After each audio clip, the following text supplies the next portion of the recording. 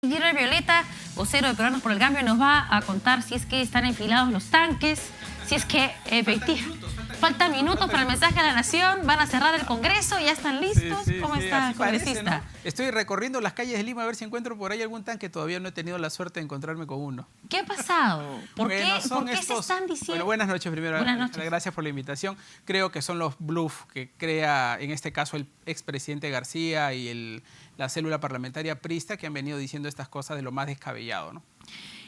Han relacionado la prisión preventiva de Keiko Fujimori con una intención del Ejecutivo de querer desestabilizar a las fuerzas políticas y de haber infiltrado, la acusación es grave, sí, de haber infiltrado todas las instituciones autónomas del Estado para desestabilizar al país. Pero es lo mismo que ha dicho, tiene un correlato con lo que ha dicho el señor Chávarri.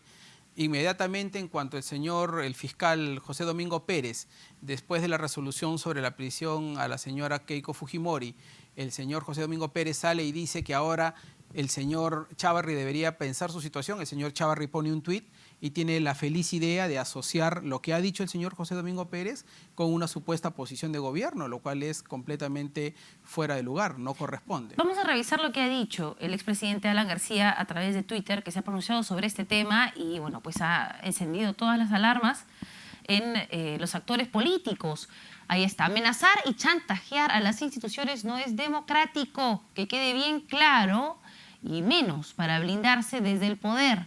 Matones más feroces hemos visto en el 68 y en el 92 y terminaron muy mal. Le dice César Villanueva que pide, aceptando el diálogo con Fuerza Popular, un cambio en el fiscal de la Nación o que se acepten por lo menos estas denuncias en su contra. Bueno, también dice chantajear al Congreso, forzar la renuncia del fiscal, descabezar la Suprema, digitar a los fiscales, comprar opiniones es un golpe, aunque no use tanques y todo por tapar chinchero. A ver, ¿y qué más? A ver, ¿qué tipo de golpe puede significar que el gobierno le invoque al Parlamento que haga su trabajo? Porque la situación del señor Chávarri no depende del propio Ministerio Público ni del Poder Judicial. Depende de la Subcomisión de Acusaciones Constitucionales, cuya mayoría es de Fuerza Popular. Por lo tanto, aquí el tema central es qué es lo que va a hacer el Parlamento para definir la situación del señor. ¿Está queriendo el Ejecutivo tapar chinchero? En absoluto, pero además, ¿por qué tendría que taparlo? O sea, ¿qué hay en el caso Chinchero, donde no se pagó un sol desde el Estado peruano y que está además en un arbitraje con una resolución que ha hecho este gobierno? ¿Qué tendría que tapar? O sea, a mí me parece que se trata de una cortina de humo.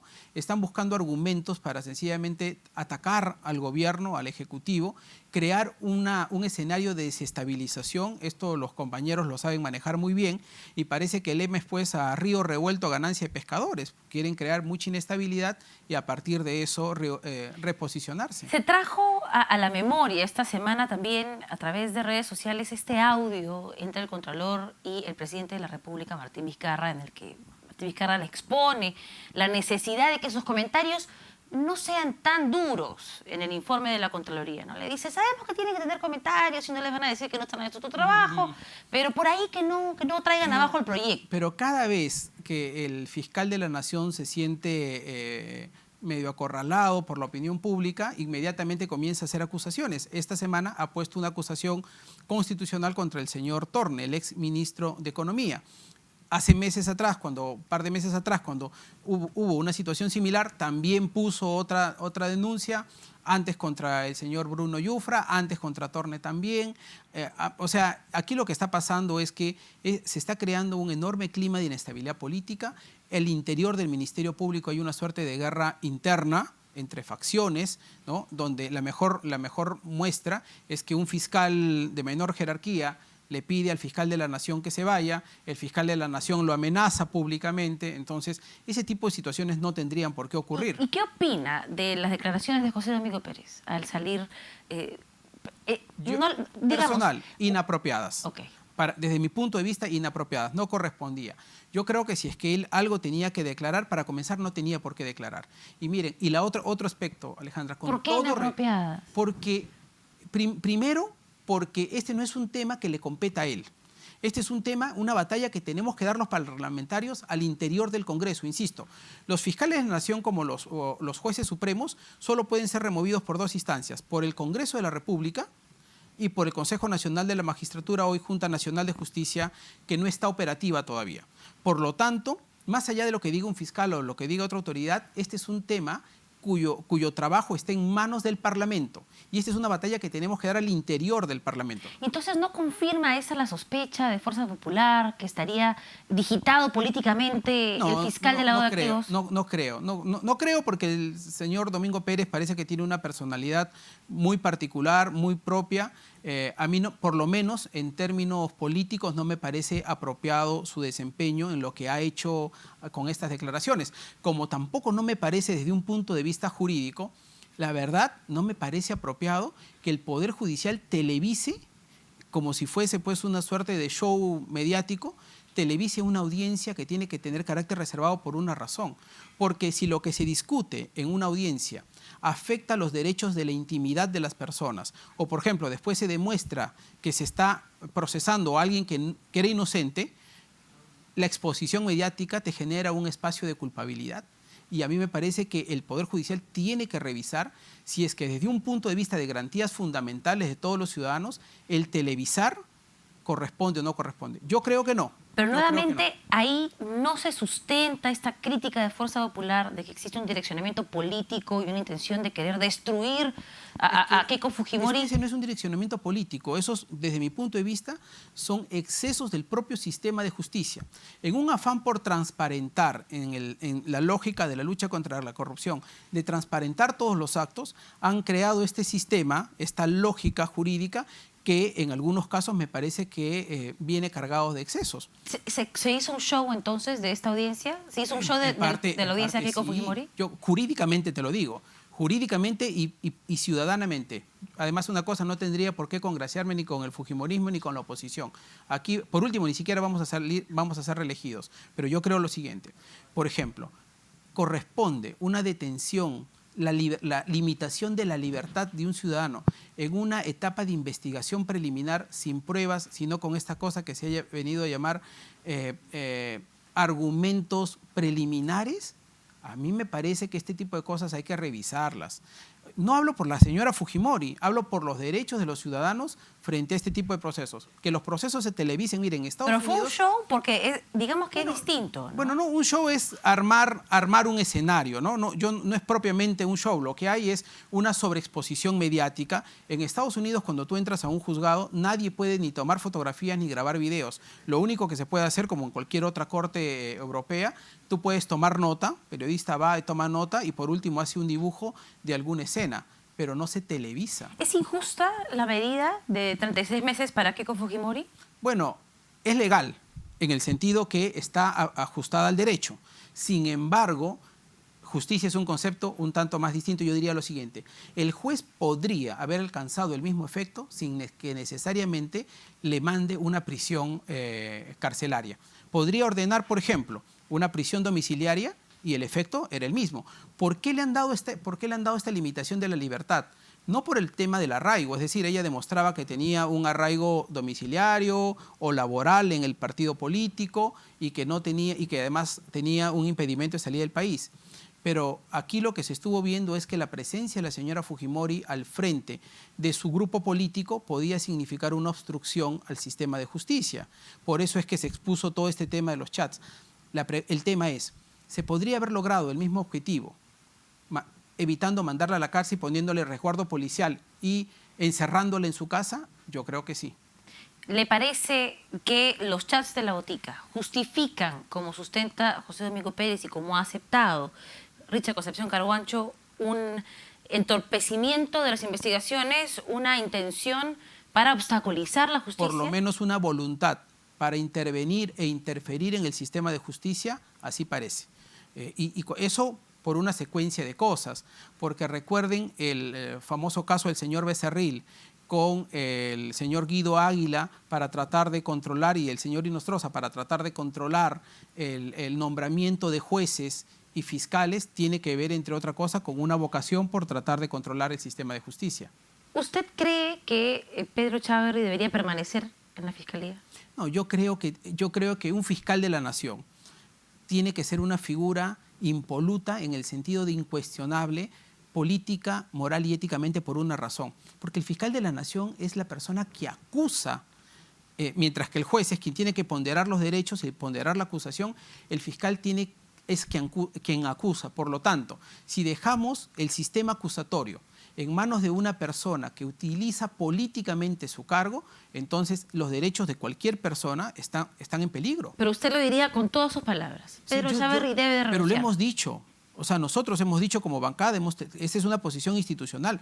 Nosotros como bancada creemos que el señor Chávarri se ha excedido en sus funciones y no debería estar al frente del Ministerio Público. Entonces, ¿por qué no acudió a la votación del informe que redactó su propio compañero de bancada, Juan Cheput? Porque nosotros yo he estado en las discusiones de la subcomisión.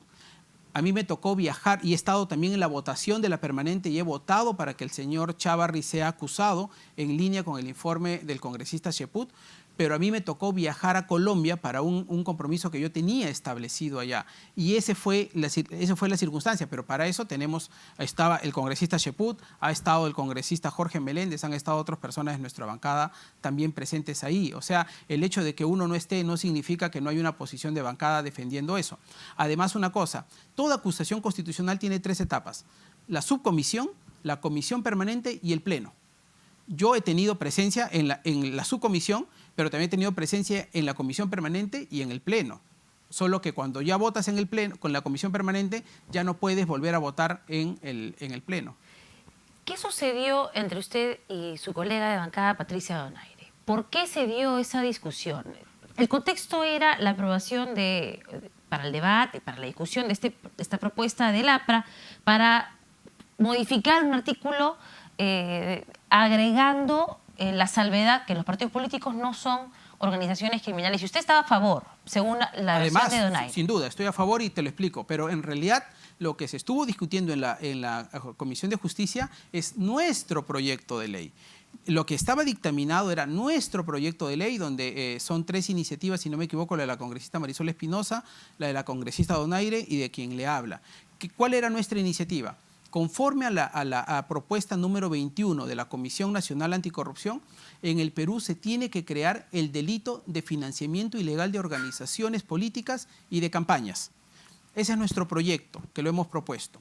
Se discutió, había dictamen. Lo que propuso el señor Mulder era que a ese proyecto se le incluyera un texto, una línea y media, que era un correlato del proyecto del congresista del Castillo. Y eso fue lo que creó toda Para Donaire eso era un contrabando. Eso era querer meter en un artículo que no tenía nada que ver una frase por si acaso el otro mi posición ha sido la siguiente. Mi posición ha sido que se vote el dictamen con nuestro proyecto de ley y que el proyecto del congresista Jorge del Castillo se vote aparte, corresponde a otra votación. No se quiso, se levantó la sesión y al final no se votó ni una cosa ni la otra. Se pudo haber votado el dictamen, pero en fin, esa es otra historia. Y bueno, se creó una diferencia de opinión, pero yo quiero aclarar una cosa. Le ha pedido que renuncie, le ha pedido a usted que se aparte de la vocería. Yo le he dicho lo siguiente a Patricia, además mediáticamente, y mañana tenemos nuestra sesión de bancada y lo discutiremos. Yo le he llamado, no he tenido la suerte de conversar con ella, pero yo no me avergüenzo de pedir disculpas. Yo no soy ni grosero, ni irrespetuoso, ni jamás le he faltado el respeto a una mujer. Mi opinión, que puede haber sido subida de tono, pero ha sido una opinión y un reclamo por lo que pasó. ¿Qué fue lo que le dijo? ¿Y por qué le generó? Y una cosa más, en absoluto es un comentario de corte sexista. Pero, o sea, cuando tú acusas que a una persona se le puede haber faltado el respeto por su condición de mujer, es porque estás haciendo una afirmación sexista por su situación de mujer, o por su situación de adulto, o su situación de niño, ya, pero o por su género. ¿Pero cuáles fueron las circunstancias? Porque, a ver, de afuera a usted le digo mi percepción. Como periodista, yo a usted tampoco no lo he visto insultando a nadie o siendo ofensivo con otros parlamentarios en público. No sé cómo será cuando se molestan en reuniones de bancada. A la congresista Donaire tampoco la hemos visto en esas actitudes. ¿Qué pasó entre ustedes dos para que llegaran a ese punto? Hemos conversado solo en 2 momentos. En la Comisión de Justicia, donde están todas las cámaras, ¿no es cierto? Y en el Pleno, donde están todas las cámaras. Son los dos únicos momentos. O sea, no se trata de una conversación ni privada, ni reservada, ni de a puertas cerradas. Los dos momentos en los que hemos intercambiado palabras han sido en la comisión. ¿Y qué le decía a ella que le generó a usted un momento de tensión? Bueno, ha sido esta diferencia por este proyecto de ley. Yo creo en mi proyecto de ley y yo quiero sacar adelante mi proyecto de ley. Y he venido insistiendo con la Comisión de Justicia porque mi proyecto de ley debe tener 6 meses o más. Y he venido insistiendo para que se dictamine. Mire, este es un proyecto de ley que a raíz de todo lo que está pasando en un país en donde permanentemente decimos cómo entra la plata a los partidos políticos y por qué se denuncian o se deja de denunciar ese tipo de cosas. Ya, pero eso no me explica por qué usted se molestó. Bueno, no se molestamos porque llegaron a ese punto. Porque hemos tenido un punto de vista diferente por esto que te estoy relatando. Tenemos un dictamen puesto, yo defiendo mi dictamen, mi proyecto de ley puesto en ese dictamen y a mí sí me incomodó que no se ponga el voto. Si querían sacar el dictamen, la propuesta del señor del Castillo, sáquenlo. Para mí eso no tiene ninguna relevancia, que además, sinceramente, desde un punto de vista legal, es enteramente declarativo. El proyecto del señor Jorge del Castillo no va a tener más efecto que una declaración, porque cuando un juez o un fiscal quiera valorar si una organización eso no es determinada cosa, lo va a hacer él. El contexto parece, por las personas que estaban alrededor, que usted estuviera defendiendo, usted estuviera aliándose con el APRA. Bueno, eso es un poco lo que dijo. ¿Eso es lo que le increpó ella? Eso es lo que ella efectivamente ha señalado y eso a mí sí me disgusta porque, miren, yo soy antifujimorista desde el año 1992. Pero no es antiaprista, se estaba aliando con el APRA. No, pero menos. O sea, tendrían que escuchar lo que dice el señor Mulder de mí en las reuniones. He sido yo quien ha pedido que se incluya al señor Alan García en el informe de la Comisión Lavallato. Dicho sea de paso, no se incluyó por el voto del señor Morales, no por otra cosa. Quienes votamos para que se incluyera fue Víctor Andrés García Belaúnde y yo, y con el voto del APRA y de Fuerza Popular quedó excluido y con la abstención del señor Morales. Pero en fin, o sea, a mí no me pueden acusar ni de fujimorista ni de aprista. Es lo que menos he sido a lo largo de mi vida. Yo prefiero dejar los detalles de esta conversación para que mañana cuando nos sentemos en la bancada, yo le diga, Patricia, primero le voy a pedir disculpas sin lugar a duda a ella y a mis colegas que han estado presentes, que cualquiera se puede haber alterado. Primero. ¿Qué fue lo que le dijo? No, pero además es una palabra que, o sea, sinceramente, no lo puedo reproducir porque estamos frente a cámara, pero tampoco se trata de un término que aluda ni a los padres, ni a las madres, ni a la familia, ni a los hijos, ni a nadie, como en alguna notita periodística se ha señalado. En absoluto. En absoluto. Bueno, yo he escuchado por ahí que usted la mandó, como diría mi mamá, que no dice esas cosas, a comprar pan. Que la mandó bien lejos. Bueno, pero no, ojo, no usando una palabra inapropiada. No usando una palabra, depende. Yo entiendo que hay mucha sensibilidad. Pero sí fue una expresión así. Pero sí fue una expresión para cortar ese debate, por una sencilla razón, porque estábamos entrampados en medio del pleno discutiendo, como en la bancada, sobre la misma cosa, cuando es un tema que tiene que discutirse en la bancada. No en una comisión ni en el pleno. Mañana se va a discutir el informe de Lavallato en el pleno del Congreso. No se ha incluido, por lo menos por lo que se ha podido observar, por lo que hemos escuchado en algunos parlamentarios, ni a Keiko Fujimori, Fuerza Popular, ni a Alan García en estas acusaciones. Es que la investigación sobre la Comisión Lavallato nació mal. O sea, nació mal desde el mismo pleno. Cuando el fujimorismo permite que se apruebe la investigación sobre la Comisión Lavallato, se encargan de delimitar la esfera de acción de esta comisión de tal suerte que nunca iba a llegar a la señora Fujimori, porque se investiga proyectos, empresas corruptoras y funcionarios públicos. ¿Deberían estar acusados Keiko Fujimori y Alan García? Tendrían que investigarse. Yo no voy a acusar así preliminarmente, pero el señor Alan García sí fue funcionario. De la misma manera como se ha acusado al señor Toledo, o a la señora Villarán, o al señor Kuczynski, ¿no? O al señor Zavala, el señor García sí ha sido funcionario, como lo han sido sus ministros, el señor Cornejo, el señor Cuba y varios otros funcionarios. La pregunta es, que seguro la ciudadanía se hace, ¿por qué la señora Fujimori quedó excluida de esta comisión? Porque cuando se delimita el mandato de la comisión, se dice empresas corruptoras, sus consorciadas y funcionarios públicos. Y como la señora Fujimori no tenía tal condición, entonces quedó liberada de esa situación. ¿Tiene valor este informe? ¿Qué cree que va a pasar mañana? Tiene un sesgo político, desde mi punto de vista, sin lugar a duda. Segundo, creo que tiene algún valor por la cantidad de información que se ha recogido. Yo no quiero desdeñar el trabajo hecho por la señora Bartra y por los otros colegas, Víctor Andrés, la señora Beteta. Todos han hecho algo de este trabajo que lo hace importante. Sin embargo, creo que el sesgo político y el recorte sobre algunos aspectos fundamentales deja mucho que desear sobre las conclusiones finales. Ya para terminar, César Vázquez, vocero de Alianza para el Progreso, ha dicho que si no se van de la subcomisión de acusaciones constitucionales que va a haber, la acusación contra el fiscal de la Nación, de la comisión, todos los miembros de Fuerza Popular que participaron en este chat, la botica, Alianza para el Progreso se retira. ¿Ustedes han evaluado algo parecido? Nosotros lo evaluaremos mañana. Yo tengo la impresión que esa no es una estrategia muy efectiva y pongo como ejemplo precisamente lo que pasó en la Comisión Lavallato. En la Comisión Lavallato estaba APP, ¿no? Y retiraron a su delegada de la comisión. Al final, eso terminó beneficiando a Fuerza Popular porque entonces ellos tenían un porcentaje mayor y por lo tanto terminaron tomando las decisiones que quisieron. Yo creo que las batallas hay que darlas adentro. Las guerras no se ganan desde afuera corriéndose. Hay que pelear ahí, pero en todo caso decidiremos eso en nuestra bancada y coordinaremos con APP también. ¿Se deberían ir los parlamentarios que participaron de la botica? Yo creo que lo que habría, al final cada bancada decide quiénes están, pero lo que yo sí creo que es una cosa, lo que deberíamos decirle al señor Segura, que es presidente de la comisión, es que si es que él no programa el caso del señor Chávarri, deberíamos correr firmas para censurarlo a él. ¿Y usted...? Esa es una posición personal, lo llevaré mañana a mi bancada y creo que más bien ese debería ser el camino para dar la batalla en el caso Chávarri. ¿Usted está a favor, entonces?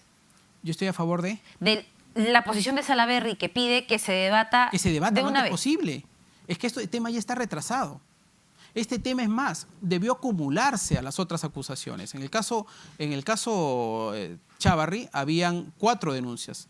Hoy están todavía pendientes estas denuncias. Solamente se liberó una, probablemente la más simple de todas. ¿Es un condicionamiento las declaraciones de César Villanueva al diálogo pidiendo que se priorice el debate en torno al fiscal de la Nación, si es que quieren un debate, no creo que sea un diálogo? condicionamiento. Yo creo que el diálogo tiene que ser con todas las fuerzas políticas y Fuerza Popular es una más de las varias fuerzas políticas que debería participar en este diálogo. He dicho también que yo no creo que la señora Fujimori desde ningún punto de vista es la acreditada o legitimada para dirigir un diálogo.